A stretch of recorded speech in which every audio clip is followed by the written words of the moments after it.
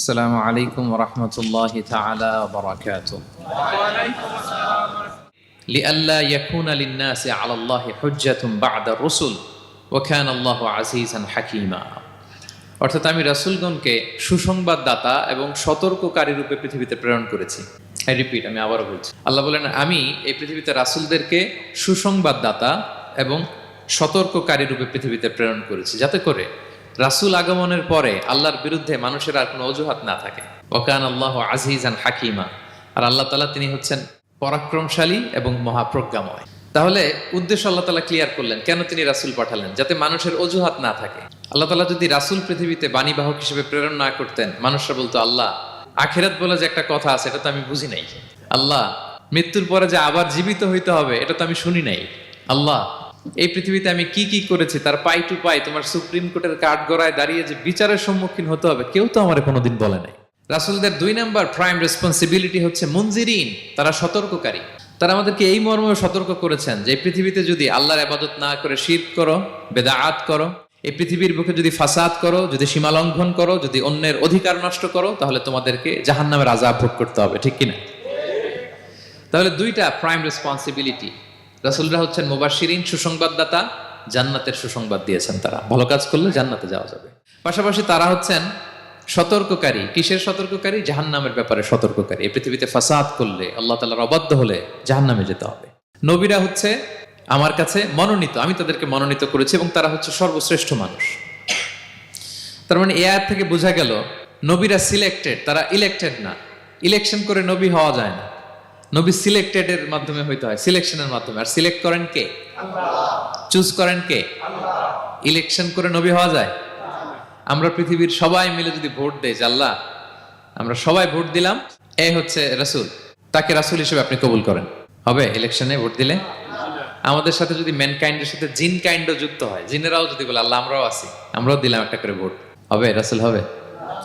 ফেরেশতারাও যদি যুক্ত হয়, ফেরেশতারাও যদি বলে, মক্কা থেকে মদিনাতে পাঠিয়ে দিয়েছেন। তাহলে এই পথ বড় কঠিন ছিল, নবীদের পথ, সব নবীর জন্য, এক্সেপ্ট সুলাইমান এবং দাউদ আলাইহিস সালাম, তাদের কথা ভিন্ন। এছাড়া সব নবীরা এই সংগ্রাম, এই বিরোধিতা, এই শত্রুতা, এই জেলাসি, এগুলোর মুখোমুখি হয়েছে। পৃথিবীর সকল নবীরা, সকল নবীরা। বিষ্ণু ঈসা ইসলাম ঘুমাতে পারে নাই একটা রাত শান্তিতে। বিষ্ণুর বায়োগ্রাফি যদি আপনি পড়েন, জীবনে যদি পড়ে দেখেন, প্রত্যেকটা নবীর জীবনে এই কষ্টকর মুহূর্তগুলো ছিল। শত্রুতা সব নবীকে পোহাতে হয়েছে। খাদিজা রাদিয়াল্লাহু তাআলা আনহার এক চাচাতো ভাই ওরাকা ইবনে নওফল ছিল ইনজিল কিতাবের পণ্ডিত। খাদিজা রাদিয়াল্লাহু তাআলা আনহা বিষ্ণুকে নিয়ে চাচাতো ভাইয়ের কাছে গেলেন, যে বলেন ভাই ওরাকা দেখেন তো মুহাম্মদ কি বলে, সে কি দেখছে, কি নিয়ে আসছে, কাঁপতেছে আর বলতেছে আমি মরে যাব, আমাকে কম্বল চাপা দাও। ওরাকা বললেন মুহাম্মদ কে এসেছিল বলো তো? বিষ্ণু জিবরাইল ইসলামের বর্ণনা দিলেন। ওরাকা বললেন হ্যাঁ, লাম ইয়াতি রাজুলুন কাত্তু বিমিসলি মা জিতা বিহি ইল্লা উদিয়া, তোমার মতো এরকম রিসালাতের দায়িত্ব নিয়ে যারাই কোনো জাতির কাছে এসেছে তাদের সাথে এরকম শত্রুতা করা হয়েছে। বিষ্ণু ইসলাম সেদিনের কথা শুনে, ওরাকার কথা শুনে অবাক হয়েছিলেন। তাহলে সব নবীদের ক্ষেত্রে 9 নম্বর কমন বৈশিষ্ট্য হচ্ছে তাদেরকে বাধার সম্মুখীন হতে হয়েছে। 10 নম্বর, দ্য লাস্ট কমন ফিচার, পৃথিবীর সব নবীরা ইন্তেকাল করেছেন, আর কোন নবী আসবেন? আসবে? পৃথিবীর সব নবীরা মারা গিয়েছেন, কিন্তু আলামুল বারজাখে, বারজাখের জগতে নবীরা জীবিত। আই রিপিট, আমি আবারও বলি, প্রত্যেক নবী তার কবরে জীবিত, আলামুল বারজাখে। আমরা এই দুনিয়াতে আসার আগে যেই জগতে ছিলাম, ওই জগৎটার নাম হচ্ছে আলামুল আরওয়াহ, মানে রুহের জগৎ। সেখান থেকে আমরা এই জগতে এসেছি, এটার নাম আলামুদ দুনিয়া, দুনিয়ার জগৎ। আবার মৃত্যুর পরে যে নতুন এক্সটেশনে আমরা যাব, সেটার নাম হচ্ছে আলামে বারজাখ, বারজাখের জগৎ। নবীরা ওই বারজাখের জগতে জীবিত, মানে জমিনের জন্য নবীদের লাশকে পচিয়ে ফেলা, খেয়ে ফেলা হারাম। যত নবী যেখানে ইন্তেকাল করেছেন তাদের পবিত্র দেহ মোবারক এখনো আগের মতো বারজাকি জগতে জীবিত। আমরা যখন প্যারা নবীর উপর সালাম পৌঁছাই, দুরুদ পড়ি, প্রত্যেক ফেরেশতা, একটা ফেরেশতা আছে এই দুরুদগুলোকে নিয়ে বিষ্ণুবীর কাছে পৌঁছায়।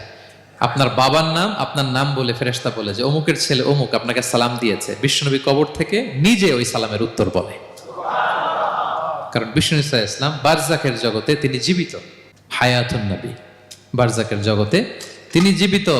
আরেক হাদিসে বিষ্ণু ঈসা ইসলাম বলেন, আল আম্বিয়া ও আহিয়াউন ফি কুবুরিহিম ইউসাল্লুন, নবীরা তাদের কবরে জীবিত, সেখানে তারা সালাত আদায় করে।